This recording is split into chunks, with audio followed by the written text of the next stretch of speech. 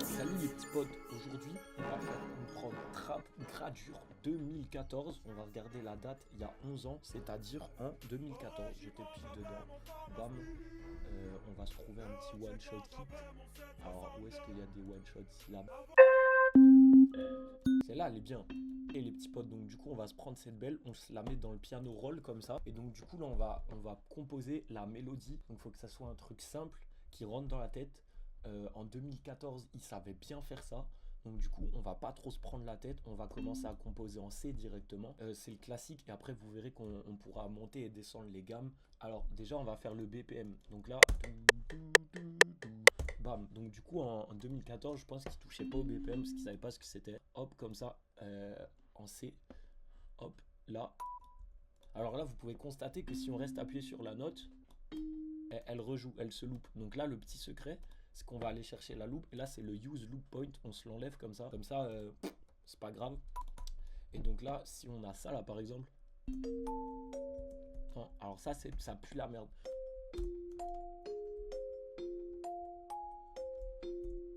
Ok, donc là, on a une petite mélodie là, comme ça. Ce qu'on va faire, c'est qu'on sélectionne toute la piste comme ça. On fait CTRL B et on va se la mettre 9 fois comme ça. On a une boucle de 9 temps comme ça. Et donc du coup, bam, comme ça, hop, de 8 temps, pardon, excusez-moi, 8 mesures. Et donc là, on a ça. Ce qu'on va faire, c'est qu'on va aller se trouver la gamme qui est un peu intéressante. Donc là, on fait Alt et les flèches pour pouvoir monter et descendre comme ça. Là, c'est pas mal. Donc, du coup, après en 2014, ce qu'ils aimaient bien, c'est aller chercher des brasses. C'est un enchaînement de trompettes qui font bam bam bam bam.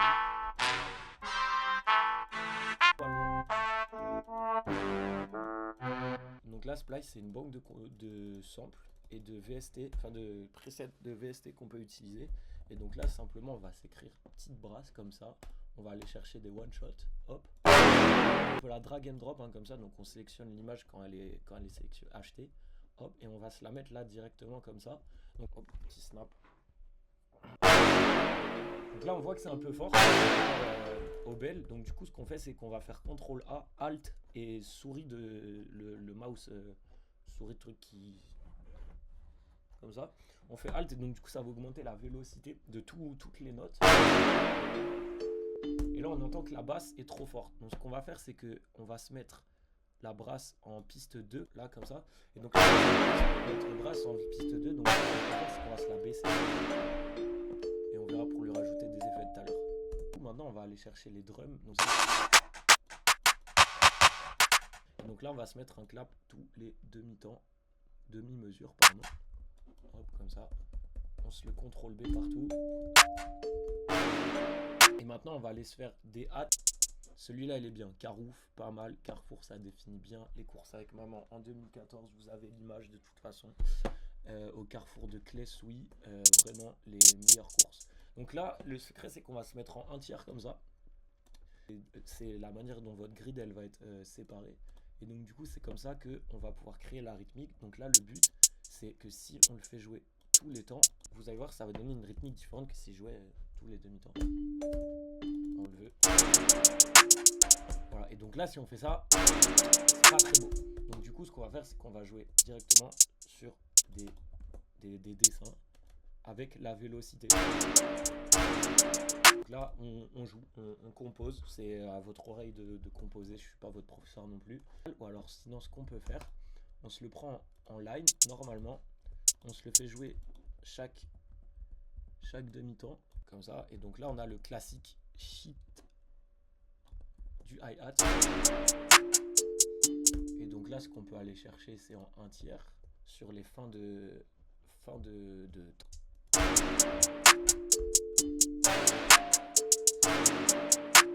voilà, et là du coup vous voyez le groove là, comme ça là on groove bien comme il faut. Du coup maintenant après on va aller chercher par exemple des petits rolls de hâte. On sélectionne le hâte au hasard, on s'en bat les couilles. On fait CTRL et clic gauche pour aller le sélectionner et Alt U pour faire un roll. Et là de là du coup avec le Alt U on peut bam, tu vois, gérer l'intensité du roll. Et après on fait clic droit dans la vélocité et on le fait venir gentiment, tu vois, comme ça, pour pas qu'il soit agressif comme ça. Et là on va le chercher. Donc là pour le couper en deux, CTRL Alt U Et là, on va aller chercher le moment où il est coupé en deux. Vous allez voir, ça rejoue. Ok, donc ensuite, l'étape d'après, c'est rajouter des implémentations dans la rythmique pour pouvoir faire directement ce qui va démarquer la prod des autres. Par exemple, cette perque là, qui est une rimshot, et qu'on va utiliser à contre-temps pour rajouter de la pour ajouter ta vue.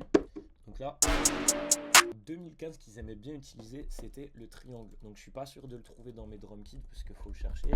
On va chercher un triangle sur Splice. Celui-là parfait. Je pense que c'est précisément là celui-là que Shabs a utilisé en 2012 quand il a produit le Shege 6. Là il est un peu fort, vous le constatez. Donc ce qu'on va faire, c'est qu'on baisse tout pour les réégaliser. Là comme ça. Et donc là on se fait Alt R, mais moi ça marche pas, donc du coup on va aller se le chercher ça et on va randomiser la vélocité de notre triangle pour l'humaniser un petit peu. On peut même lui donner un peu de panne, mais pas énormément comme vous le constatez ici. Le but c'est vraiment juste de rajouter un peu de corps à tout ça. Ok, donc là on est parfait. Et ensuite maintenant on va aller chercher une Young Chop Snare pour pouvoir faire les rôles de snare. Donc du coup là, si je dis pas de bêtises, je pense que dans le One Dagger Drum Kit on doit avoir une Young Chop Snare. Donc c'est précisément cette snare là. Elle a plusieurs noms. J'ai pas la ref et j'irai pas chercher parce que je suis pas professeur d'histoire. Et donc du coup, donc là c'est la snare qui va faire le rôle à la fin pour rajouter soit pendant le drop ou soit pendant les couplets une transition sur ce qui est en train de se passer dans la prod. Donc là, dans l'idée, on va aller se l'écouter tout seul. Là, la brasse, on peut se l'enlever du coup vu qu'on se l'est mis là. Donc là, pour mettre toutes les pistes dans notre mixer track, on a juste à double-cliquer gauche sur ce petit truc-là, qui est le visuel d'écoute du sample. On va dans le mixeur, contrôle, on sélectionne tout, contrôle L. Et donc là, en faisant contrôle L comme ça, on a bien toutes nos pistes qui apparaissent. Et donc là, vous voyez que vu qu'elles sont mutées, on les entend pas. Et donc là, on peut les entendre. Donc du coup, j'ai mis ma snare ici. Et là, je vais me l'écouter toute seule pour aller chercher directement ce qui m'intéresse, c'est-à-dire la fin de ma mesure. Et donc là, du coup, ce qu'on va faire, c'est que cette snare, on va lui faire des appels durant toutes les 8 barres. Et le but, c'est qu'à la fin, elle fasse un roll snare. Donc du coup, et là, par exemple, ce qu'on peut faire, c'est comme ça. On lui fait un petit roll. Celui-là, il est intéressant. On va prendre la vélocité, bam. Et là, on fait venir comme ça, gentiment, tu vois. Et donc là, en fait, il est subtil. Donc le but, c'est pas qu'il soit trop fort. Hein. Voilà. Là, on se fait un petit rappel de ça. Là, ce que j'aime bien faire, par exemple, c'est un petit roll, comme ça, de 2. Voilà. Et donc là, on se remet ça. Lui, on va se le mettre différemment et ailleurs. Par exemple, ici. Je le veux toujours, par contre, dans mon début de temps. Et donc là, notre snare roll, c'est là qui va intervenir. Et là, en 2014, ils aimaient bien faire ça. C'est dans la prod de Roro de The Danger. Il expliquait ça dans son interview et il avait fait un roll snare de fou qui a marqué, je pense, la trap musique à cette époque-là en France. Et donc, du coup, il dure sur tout le temps. Et donc là, on va le faire pitcher. Peut-être pas autant abusé.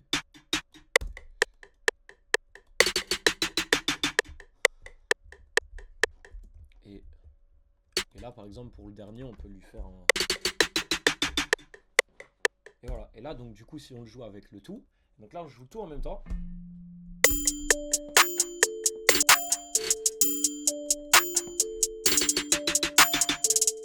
Ok, et donc maintenant, on va aller chercher des basses. Donc, moi, je vais aller chercher le sub sur le drum kit de Cosmo, un drum kit légendaire. Et donc, c'est la 2017 No Cap. Alors, donc, cette basse-là, j'ai lancé ma sub et vous voyez le time ici, ce qui fait que je peux jouer n'importe quelle note, ça sera toujours la même note parce que le sample a été rallongé. Donc là, ce qu'on fait, c'est qu'on enlève le time, on le remet à 0 et là, et donc là, il revient à 0.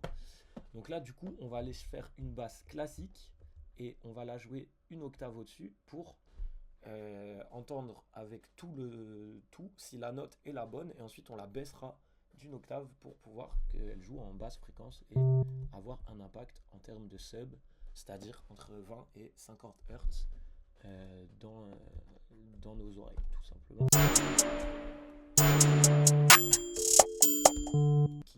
Et on arrête la basse bien au clap pour donner de l'intensité au clap, et le retour de la basse d'après sera, je vais vous montrer la différence. Là, si on n'arrête pas la basse, le clap, on l'a pas entendu, et même en grave,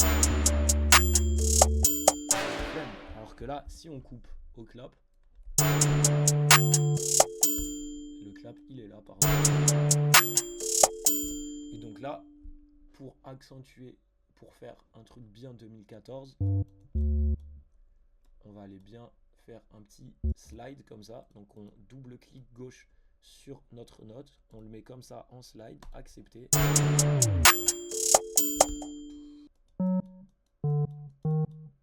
Voilà, donc là on a notre ligne de basse et maintenant on se la descend et vous allez voir qu'elle sonne. Et maintenant on va aller chercher un kick qui va bien accentuer ça. Et donc là on va le jouer. Ce que je fais moi, alors moi c'est une technique que j'utilise mais qui n'est pas du tout recommandée par les producteurs, c'est que du coup je me prends ma ligne de basse et je me remets, je la copie-colle donc sur le kick, et comme ça le kick va jouer toutes les notes que la basse joue. Je vais réécouter et ensuite je vais enlever les kicks qui m'intéressent pas, qui sont pas intéressants pour moi, et de là bam, on aura de l'impact sur notre basse.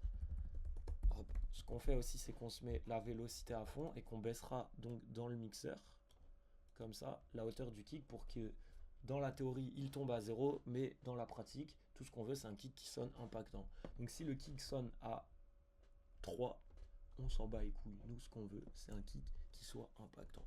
Ok les petits potes, donc visiblement vu que je suis un bon gros méchant sgeg, ça a coupé, donc j'ai terminé la prod. J'ai une flemme monumentale de vous expliquer le reste, mais je crois que j'avais déjà tout bien expliqué. Donc, voilà la prod.